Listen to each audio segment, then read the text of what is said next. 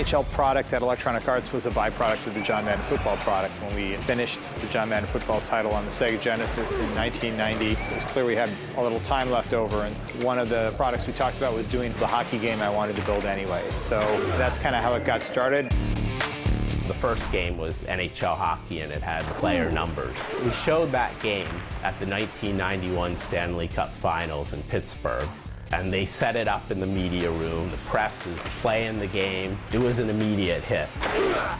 At that very first kind of coming out party at the 1991 Stanley Cup Finals, Neil Smith, who was the general manager of the New York Rangers, came over, started playing the game between the first and second period, and forgot to go back to the game. That was kind of the first highlight where we understood we had a certain acceptance within the league that was going to be unusual.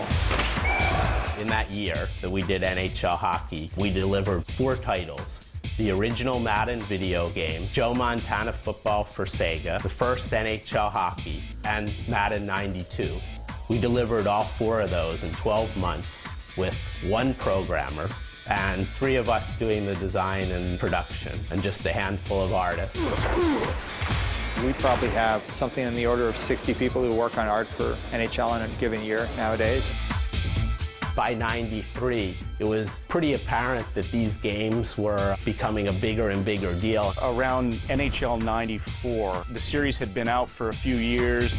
That's probably the year that you started to see a lot more people come in and start playing the franchise. In the late 90s, we saw a lot of different challenges. Really, the big one was new game systems coming out, like the Sony PlayStation, and figuring out what we could do to put the games onto that platform and take advantage of that hardware. But really focusing on keeping that fast and furious gameplay. The 2000s were interesting because it really accelerated doing better outside of North America as a product. It accelerated as the league did better.